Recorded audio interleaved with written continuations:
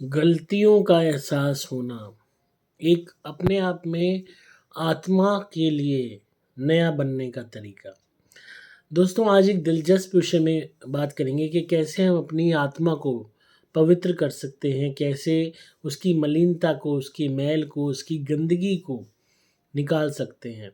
कहते हैं ना कि कोई गंदा कपड़ा जब वॉशिंग मशीन में धुल जाता है, तो वो एकदम चमकदार नया साफ-सुथरा बन जाता है। उसके अंदर की बदबू, गंदगी सब निकल जाती है और एकदम नया बन जाता है। इसी तरीके से हमारी आत्मा भी उस गंदगी को त्याग सकती है और एकदम नई बन सकती है। जैसे कि एक नवजात शिशु होता है, उसकी आत्मा बिल्कुल नई होती है। उसने कोई भी उस जन्म में कर्म अभी नहीं किया होता है। उसी तरीके से हम अपनी आत्मा को बना सकते हैं, अगर हम अपने जीवन की प्रत्येक गलती का एहसास करें, खुद से आत्मचिंतन करके एहसास करें और उस गलती को ठीक करने के प्रयास में लग जाएँ। ये काम 2 स्टेप में है। पहली चीज़, गलती का एहसास होना ही एक बहुत बड़ी बात है, बहुत मुश्किल है। बहुत रेयरेस्ट ऑफ द रेयर लोग होते हैं जो अपनी गलती का एहसास करते हैं कि हाँ, उनसे गलती हुई है, हाँ, उनसे गुनाह हुआ है। आधे से ज़्यादा लोग, इवन बोलूँगा कि मोर देन 80 टू 90% लोग ये एहसास ही नहीं कर पाते कि उनसे गुनाह हुआ है। वो गुनाह को गलती मानते हैं और गलती को भी गलती ना मान के कहते हैं, एक बहाना लेते हैं, एक्सक्यूज़ देते हैं कि उसने ऐसा किया था तो मैंने ऐसा किया, मैं यूँ था, वो था, मतलब हर चीज़ में एक रीज़निंग और एक्सक्यूज़ देके अपनी गलती को ढक के जायज़ करार करने का प्रयास करते हैं। अब आपने किसी के यहाँ चोरी करी, तो आप उसके बाद अपनी चोरी जो आपने करी उस गलती को नहीं मान रहे, बल्कि आप कह रहे हो कि आपके पास पैसा नहीं है तो आपने चोरी करी, या आपको किसी चीज़ की ज़रूरत थी तो आपने चोरी करी, या सामने वाले के पास बहुत पैसा था तो आपने ले लिया तो क्या हो गया। तो यहाँ क्या है, चोर क्या करता है, अपनी गलती का एहसास नहीं करता। वो अपने जो है समाज को दोष देता है, जिसके यहाँ चोरी करी उसको दोष देता है, अपने हालात को दोष देता है, दुनिया भर के बहाने वो देगा, पर कभी भी ये एहसास नहीं करेगा कि हाँ, उससे गुनाह हुआ है। वो गुनाह तो छोड़ो, गलती के तौर पे भी अपनी गलती को नहीं मानेगा। और वही चीज़ लोग करते हैं अपने जीवन में, किसी के साथ भी बुरा करते हैं, उस चीज़ को रियलाइज़ नहीं करते। और इसी वजह से हम लोगों की आत्मा, हर एक प्रत्येक मनुष्य की आत्मा मलिन रहती है, गंदी रहती है, जिसके कारण मजबूर होके इस जीवन के बाद लोगों को कभी भी अपना जीवन जब वो त्यागते हैं, शरीर को त्यागते हैं, तो प्रेत योनि में जाना पड़ता है। प्रेत योनि में भी इसीलिए भेजा जाता है कि शायद जब तक शरीर था तब तक इंसान को गलती का एहसास नहीं हुआ। अब शरीर खोने के बाद आत्मा के तौर पे, प्रेत के तौर पे ये भटकेगा, तो शायद इसको गलती का एहसास हो जाए या भटकेगी। पर वो पीरियड भी भगवान ने क्रिएट की योनि कि गलती का अगर इसको एहसास हो जाए कि ये रिपेंट करे, दिल से ग्लानि महसूस करे, तो फिर इसकी आत्मा का शुद्धिकरण हो या आगे अच्छी योनियों को जाए। पर सबसे बड़ी जो शर्मनाक बात है कि प्रेत आत्माओं को उसके बाद भी वो एहसास नहीं होता और वो प्रेत योनि में फिर अगेन इस बात का बहाना लेके कि हमारे पास शरीर नहीं है, हमें भूख लगी थी, ये खा रहे थे, ये पी रहे थे, इन्होंने मेरे साथ ऐसा किया था, इसका ये वो करके बहाने करके मनुष्य को सताते हैं।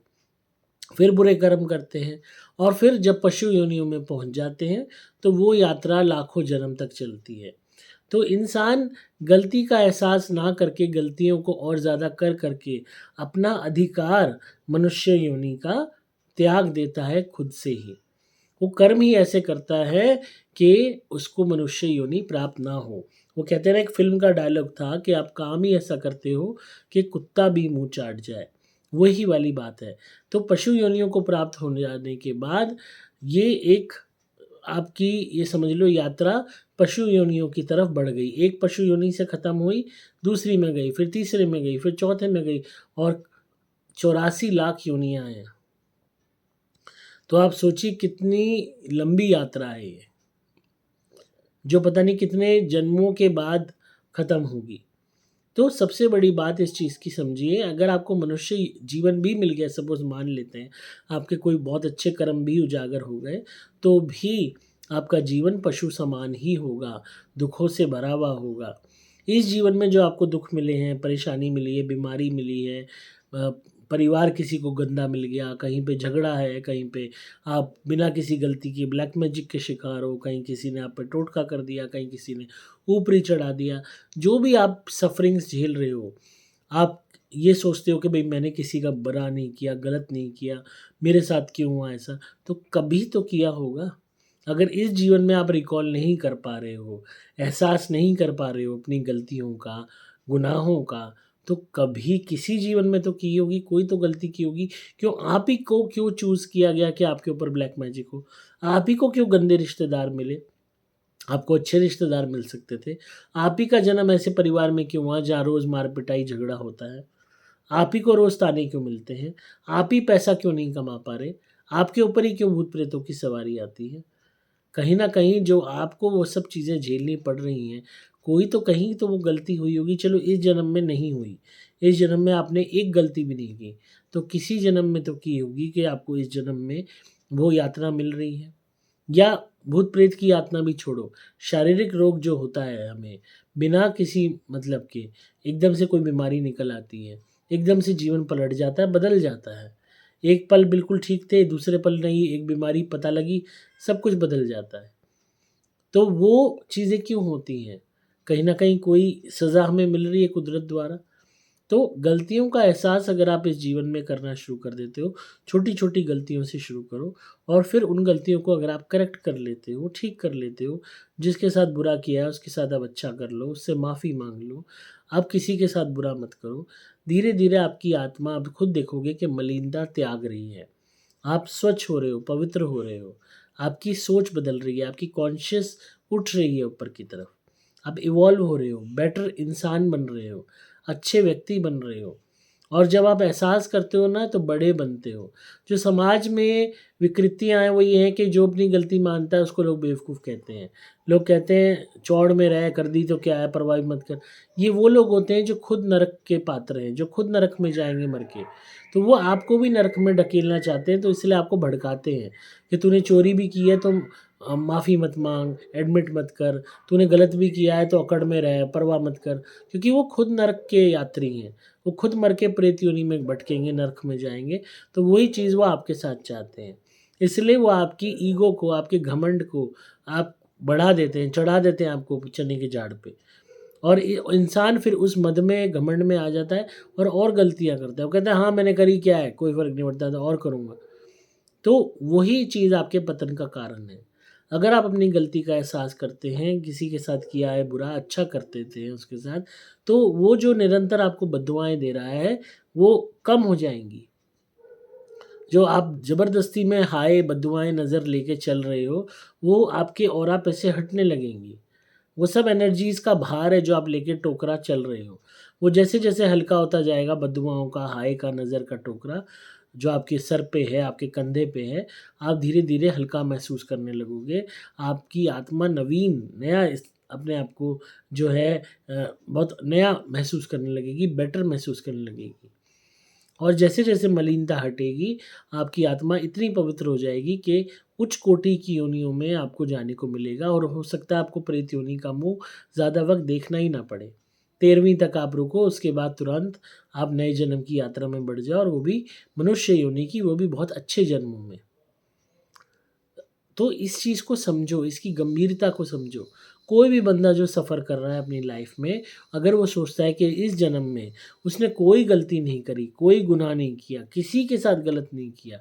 हम मान लेते हैं इस बात का घमंड है आपको या किसी को भी है, तो वो ये चीज़ समझ ले कि पास्ट लाइफ़ में किसी न किसी पिछली ज़िंदगी में ज़रूर किया है, तभी तो ये हालात हैं, तभी तो दुःख मिल रहे हैं, परेशानी मिल रही है। तो इसलिए इस चीज़ को समझिए, एक ही माध्यम है रियलाइज़ेशन। ये जो पहली स्टेप है एहसास करना। दूसरा उस एहसास को करने के बाद उन गलतियों को सुधारना। और तीसरा जिनके साथ बुरा किया उनके साथ अच्छा करना। ये 3 स्टेप आप कर लोगे, आप बिल्कुल ऐसे पारसमणि की तरह हो जाओगे। आप खुद देखोगे कि आपके अंदर बदलाव आ रहा है, आपके परिवार में बदलाव आ रहा है, आपके सर्कमस्टांसेस ठीक होने लगेंगे, आपकी बहुत सी परेशानियाँ आप आगे चल के हटती देखोगे। तो ये चीज़ बहुत इम्पोर्टेंट है अपनी आत्मा के लिए, क्योंकि आगे मरने के बाद आपको अकेले ही जाना है, कोई साथ नहीं जाएगा, ना भड़काने वाले, ना उकसाने वाले, ना परिवार वाले, कोई नहीं। जो भी भुगतना होगा आपको अकेले ही भुगतना होगा। अगर आपका जन्म साँप की योनि में हुआ तो अकेले ही आप रेंगोगे। आप ये नहीं कह सकते कि मेरी बीवी को भी सांपनी बनाओ या मेरे बच्चों को भी सपोले बनाओ। उनके जो कर्म होंगे उस हिसाब से उन्हें जन्म मिलेगा। हो सकता है आप साँप बनो, आपकी बीवी बिच्छू बने, या बच्चे अच्छे हैं तो उनको मनुष्य जीवन मिले, और आपको याद हो आप अपने घर पहुँच जाओ और आपके बच्चे कहें, अरे साँप बिच्छू आ गया, इसको लाठी से मारो नहीं तो ये काट लेगा। तो कुछ नहीं पता कब कौन किस योनि में कहाँ चला जाए, तो इसलिए इसकी गंभीरता को समझो और अपनी गलतियों का रोज़ एहसास करो। जब पूरा दिन बीत जाता है, रात को बैठ के सोचो थोड़ी देर आत्मचिंतन में अकेले में कि आज आपने क्या गलती की है, और फिर उसको लिखो। जिसके साथ गलत किया है वो लिखो, इंसिडेंट्स को लिखो, और फिर सोचो कि आप उसकी जगह पे होते और आपके साथ ऐसा कोई करता तो आप क्या सोचते, क्या करते। फिर अपनी गलती का एहसास करो और उस व्यक्ति से माफ़ी माँग लो और उसका जो अच्छा कर सकते हो वो कर दो। रोज़ जब आप इस चीज़ को प्रैक्टिस करोगे, धीरे-धीरे आपका मान-सम्मान बढ़ेगा, लोग आपको जो है बहुत इज़्ज़त देंगे, आपकी बहुत सी परेशानियाँ ख़त्म हो जाएँगी, बहुत से डिस्प्यूट लाइफ़ के ख़त्म हो जाएँगे, बहुत से झगड़े समाप्त हो जाएँगे, जीवन में शांति आ जाएगी, आपको बहुत अच्छा और हल्का महसूस होगा, और धीरे-धीरे आप देखोगे कि ऐसी स्थिति आ जाएगी कि आपका कोई शत्रु ही नहीं होगा। तो इसीलिए इस चीज़ को समझिए, इसकी गंभीरता को समझिए, और एक बारी मेरे कहने से इसको 1 मंथ ट्राई करके देखिए। आप खुद देखेंगे आपके जीवन में आकस्मिक बदलाव आएँगे, और आप खुद अपने आप को एक ईश्वरीय गुण के तौर पे, एक ईश्वरीय रूप आपको महसूस होगा आपके अंदर विराजमान है, क्योंकि भगवान तो सबके अंदर है, पर उसका एहसास हमें क्यों नहीं हो पाता? क्योंकि हम मलिनता कर के, गंदे कर्म कर के उस भगवान को हमने लुप्त कर दिया है। और जब अच्छे कर्म होने लगेंगे तो वही ईश्वर हमारे अंदर से उजागर होते हुए दिखाई देंगे। आई होप आप इस चीज़ को ट्राई करेंगे और अपने जीवन में बदलाव देखेंगे, और मुझे कमेंट्स में फिर बताएँगे कि कैसी रही आपकी ये जर्नी। वीडियो कैसी लगी कमेंट्स में ज़रूर बताइएगा, लाइक कीजिए, शेयर कीजिए चैनल को। अगर आपको कोई भी नेगेटिविटी की समस्या है तो आप हमारी धुनी मंगाइए, सुपर स्पेशल एक्स्ट्रा घर में जलाइए, हर तरीके की नेगेटिविटी से निजात मिलेगी, और हमारा प्रोटेक्शन लॉकेट धारण कीजिए। कंसल्टेशन बुक करके आप मुझसे फ़ोन पे भी बात कर सकते हैं, उपाय ले सकते हैं। 8130331007 पे, व्हाट्सएप पे आप लिखिए, आपको जवाब आएगा, और कंसल्टेशन चाहते हो तो मुझसे आप रेमेडीज़ कुंडली की भी और जनरल भी और नेगेटिविटी से संबंधित में भी ले सकते हैं। डिस्क्रिप्शन में आपको डिटेल्स मिल जाएँगी। मैं हूँ आपका दोस्त पुलकित मोहन सिंगला।